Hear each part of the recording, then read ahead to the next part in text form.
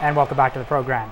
Joining us now is Taylor Donato, a rugby player from St. Peter. She's also on the U18 Canada national team. Welcome to the show. Thank you. So you just got back from England with the U18 team. Talk about how that experience was. It was exhausting for sure. It was a lot of fun though.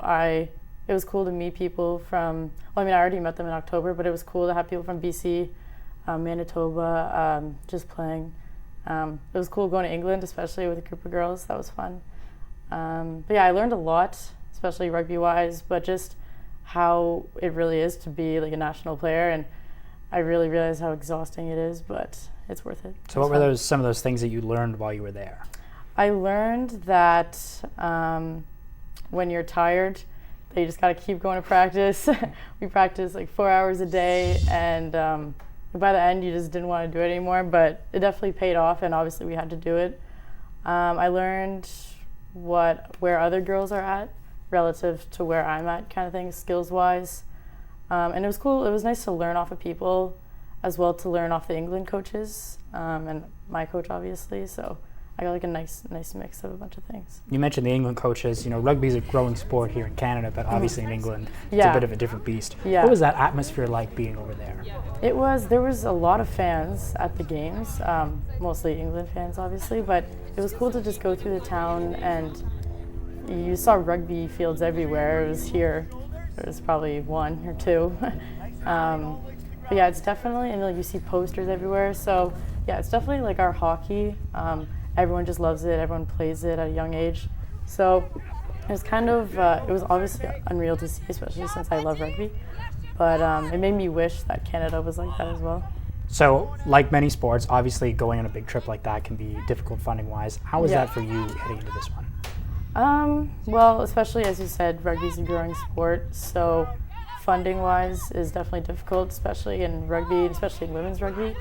But yeah, I did set up a GoFundMe, paying my parents back when I get some money in the summer. But I mean, like they were totally supportive about it, and they totally understand that. I mean, it's a national team for sure. They would pay, and I'll pay them back, and it's totally like that's not even an issue. I'll definitely pay them back. Like I would do it all again, even if it was more. Well, it's on tape now, so you get a copy of this, you can hold and see that.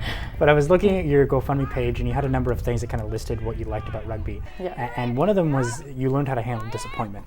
Yeah. What specifically were you talking about there, and how did you actually handle it? Well, an example is last year at OFSA. Well, because I've only played my high school team. So we played against the Oakville Trafalgar Devils, who is the coach, was my Canada coach. So they beat us with 40 seconds left. They got a try. We were tied at that point, and then it was the game-winning try, and it was just so heartbreaking. But I just learned, and then from each year, whatever, we lose, and then we just progress, see what we did wrong. So since I started in grade 9, when like we lost to Ashbury, and then you just learn every year what you did wrong, what you need to do next time. And it's just kind of getting over the disappointment and just figuring out what you have to do next time. There's no other sport where I've learned something like that other than rugby. You mentioned that you hadn't actually played at a club level, yet you still got the call to the U18 team. How when you first got that, recognition from them, what was your initial feeling? Well, how I saw it was my high school coach tagged me in the tweet that Rugby Canada tweeted the list of 60 girls that got chosen. So I saw it and I was so confused. I didn't even know what it was. So I was just really shocked at that. And then I went to the camp, and it was just so overwhelming because everyone kind of knew each other. Because the girls that play in BC, for example, they play against Ontario at national, so everyone just kind of knew each other. So no one really knew who I was. So it was a lot to take in, but I'm definitely glad I got chosen, for sure. So when you first meet up with a team that kind of already knows each other, as you said, how did you handle getting to know the people? Well, I'm not too shy of a person, so I just kind of dove in there. But it was funny, people didn't know where I was from. They asked what club I played, said I played for my high school. They thought it was kind of funny, but they thought it was cool that I was there as well. Did you take a new seriousness or a new approach to it now that the U18 team called you? I mean, St. Peter's is a really strong rugby school here in Ottawa, but I'm sure that this is a bit of a step up compared to what you're used to. Yeah, for sure. I loved rugby, but I never really thought how far I could go with it. So now that I've made the U18 team, it really showed me that I do have the potential to keep going, but it really also showed me what I need to work on and how hard it is to actually get there. So yeah, for sure, I'm definitely gonna work on what I need to work on. Definitely play as much as I can. So yeah, it was a really good experience to show how I can make it, but just how hard it is.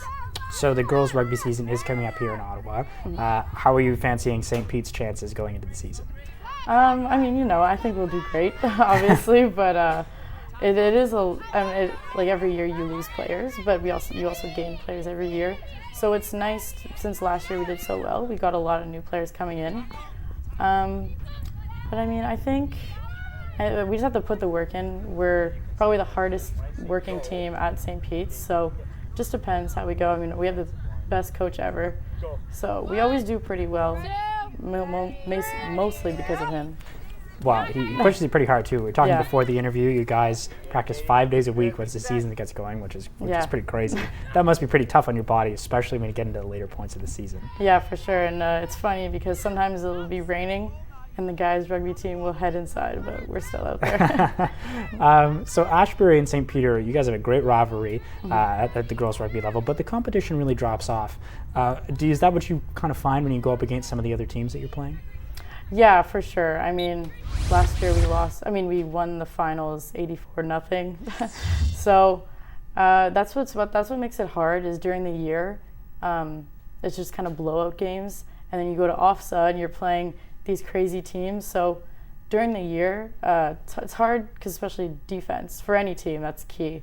So we don't really get to work on it that much during the year, and then when OFSA comes, that's when we really need it the most. So. Yeah, the competition's not that great. I wish it was.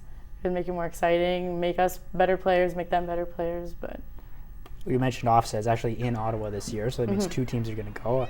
I think you guys will be expecting to be there. Once you get to OFSA, what are your expectations? Oh, sorry, I should say, if you get to OFSA, Yeah. what are your expectations? Well, we hope that we'll make it to the finals as last year. We always set goals for us, so our goal this year was to win OFSA. Our goal last year was to make top 3, so we achieved that one. So it's just kind of like every year we just progress, set the bars high, hope to reach it. So I hope we make it to the finals again, and I think we can if we just put in the work. Well, you talked about your family before and how they kind of give you some money to get to England, but I'm sure their support for you has just been more than financial in terms of getting you to the spot. Oh yeah, for sure. It was funny when I first started in grade 9. They were kind of skeptical about it because I mean, when you think about rugby, you just think about big, strong, muscular girls tackling people, and I'm pretty small. But yeah, they love it now. My mom's still kind of confused as to how the game goes, but they're always there and they love it.